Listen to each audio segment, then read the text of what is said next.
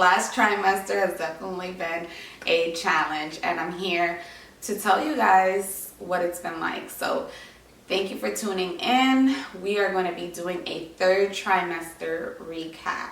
So if you're interested, keep watching. Don't forget to like, don't forget to comment, and subscribe.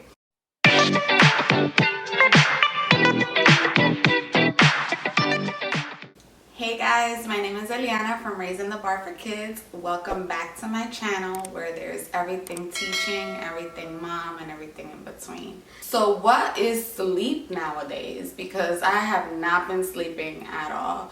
And it's really beginning to take a toll on my body, on my ability to just stay up during work hours and effectively do my job. And I just find myself sleepy. Now, I'm not as sleepy as I was in the first trimester, because in the first trimester, I mean, the exhaustion was on a whole nother level. But because of the insomnia and lack of sleep in the third trimester, I am noticing that there's some energy issues throughout the day. It's a little harder for me to get things done and feel motivated to get things done. Literally just want to sleep, eat, repeat. So my weekly appointments have started. They do the cervix examinations where the doctor basically checks your cervix to see if you have dilated. And basically it gives them a clue as to what your body's doing in terms of if it's ready to deliver your baby or not. So right now I'm at 37 weeks. I've been going weekly. The baby is in like a transverse position, which makes it super uncomfortable. So apparently she's like sideways right now. Like her head is still kind of sort of down, but she's sideways. So y'all can just imagine.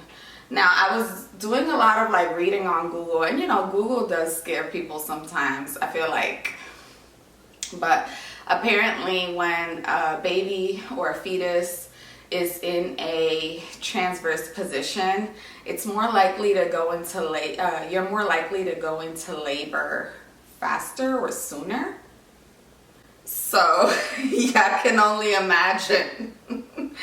Y'all can only imagine how I've been feeling lately.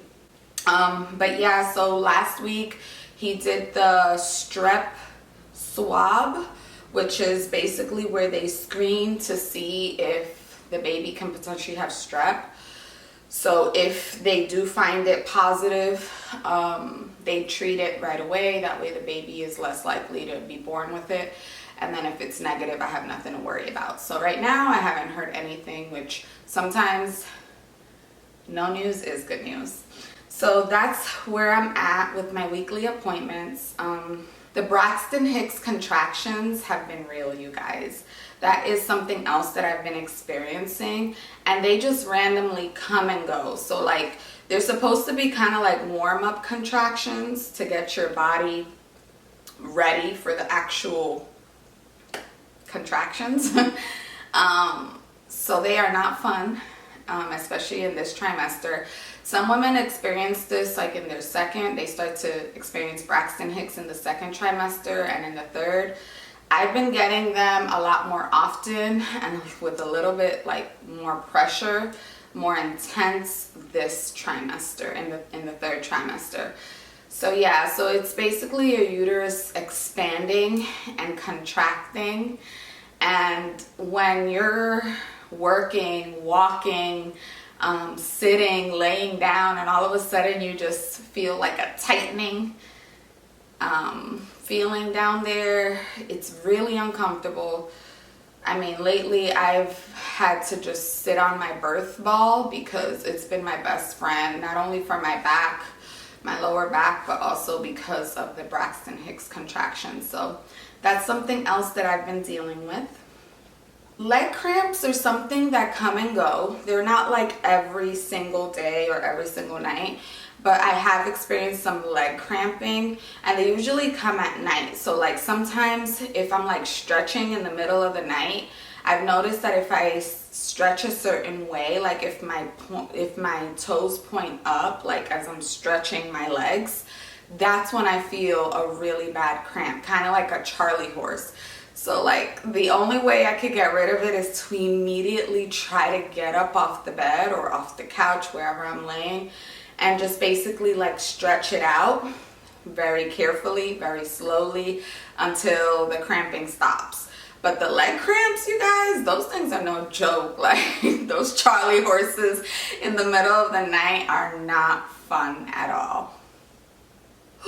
Something else I've been experiencing is the shortness of breath. Like I could be sitting down right here, right now, and like I feel like I'm out of breath. Like I've been running miles and clearly I haven't.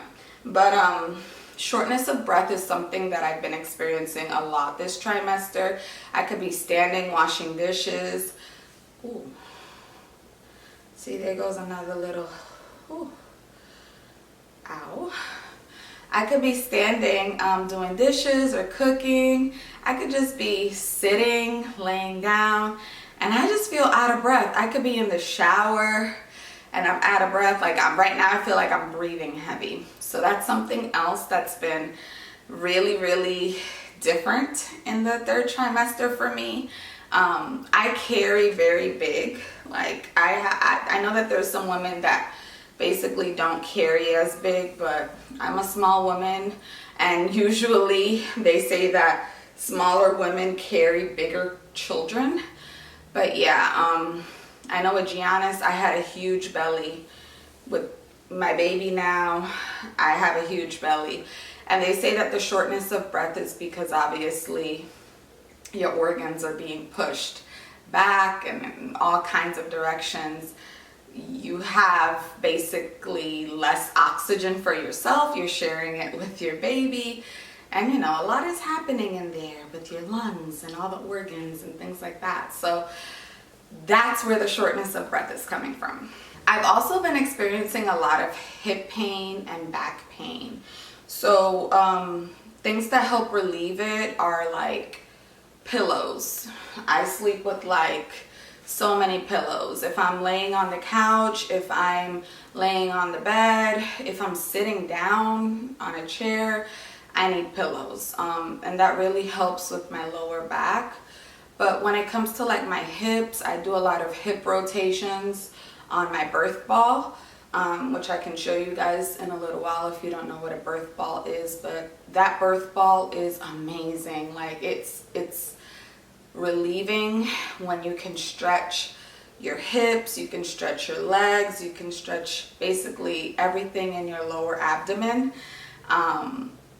It's amazing. So the birth ball is amazing. The pillows, so use lots of extra pillows. The maternity pillow obviously is a lifesaver. A lot of pregnant women love the maternity pillow. What else? Warm baths. I love me a warm bath or a warm shower, so that definitely helps with the aching and the pain. But it just comes with all this pressure and extra weight that you're now carrying.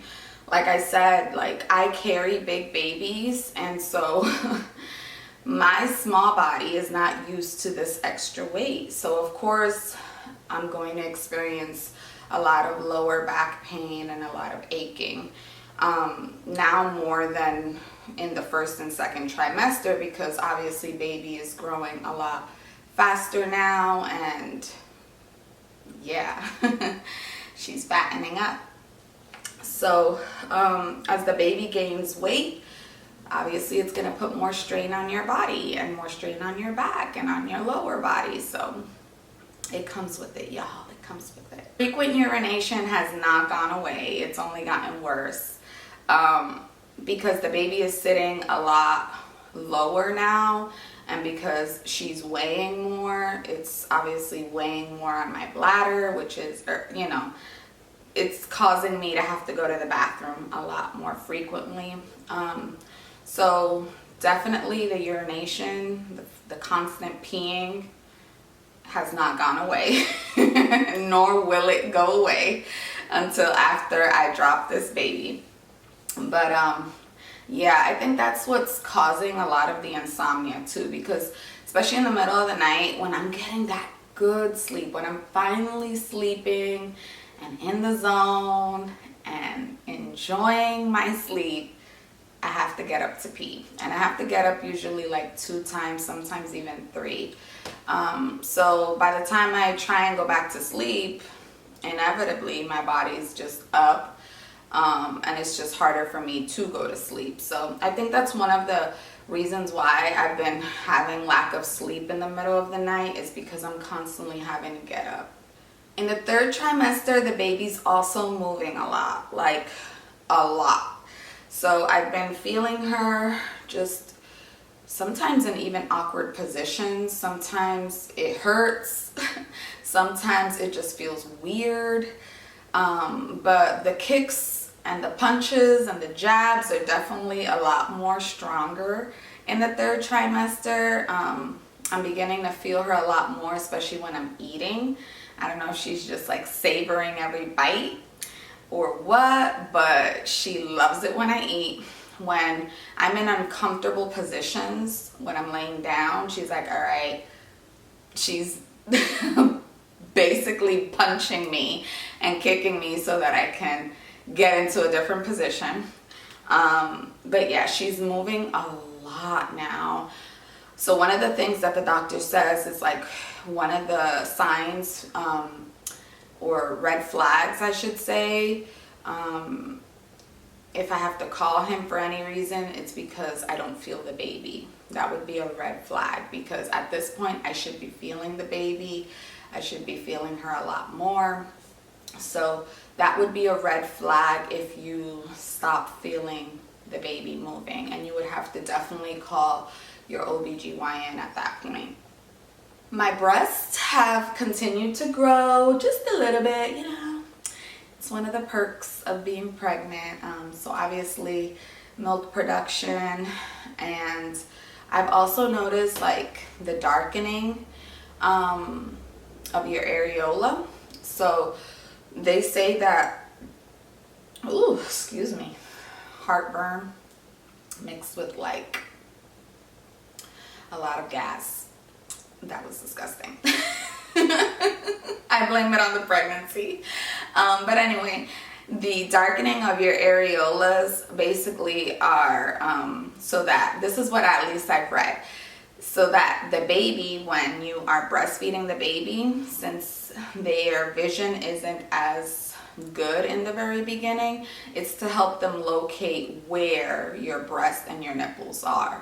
So if you've noticed that your areola is getting darker as you get closer to the end of your pregnancy, supposedly that's why. And I've definitely noticed that. I've noticed that my breasts have become a little bit more firmer, fuller, and then also the areola area is beginning to darken some. So I've also gained a lot of weight.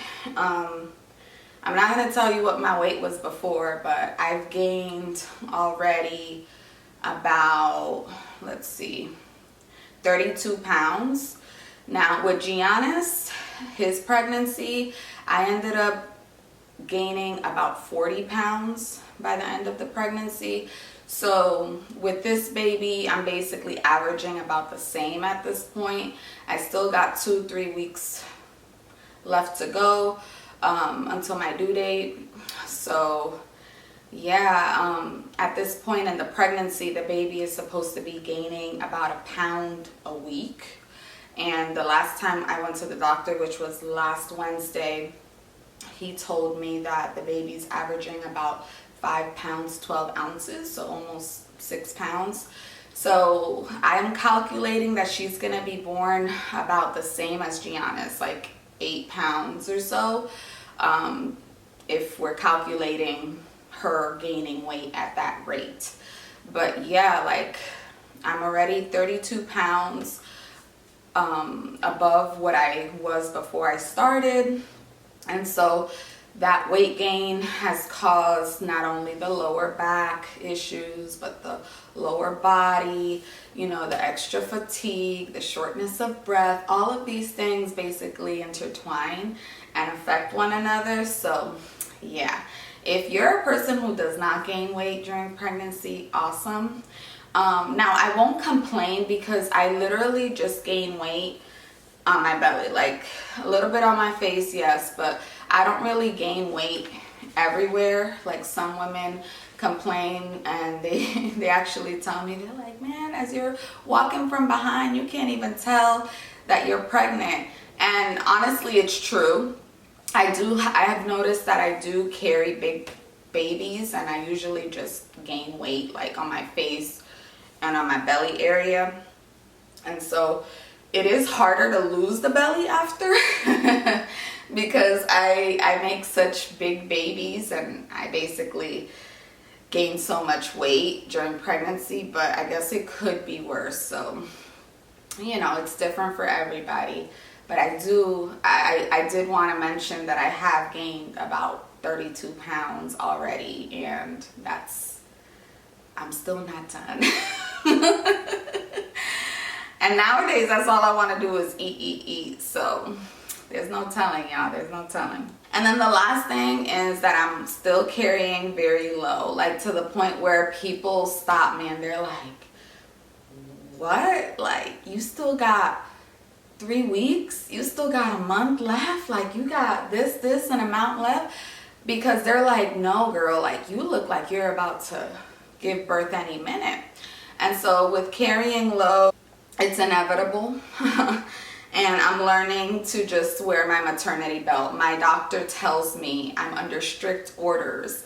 Literally wear your maternity belt. If you have not bought one and you're in your 3rd trimester and you're feeling like you're carrying low, or like you have a lot of intense pressure, or there's just a lot of cramping going on in your lower body, backaches, all of that, I would encourage you guys to get a maternity belt. So I'll show you guys real quick which one I got from Amazon, but there are so many options out there, so just do your research. And if you want to end up getting the same one I did, I'll leave the link in the description box.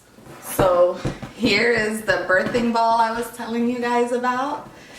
It's one of these balls. You basically just sit on it, and you can't really see, but you sit on it, you bounce, you do your thing on it, but it's super comfortable. It's great for stretching out that lower body and relieving a lot of that back pain. So invest in one of these. And here's my maternity belt. This is what it looks like. It's awesome. I love it. It comes with these Velcro strips. So if you want to see me put it on real quick, I can.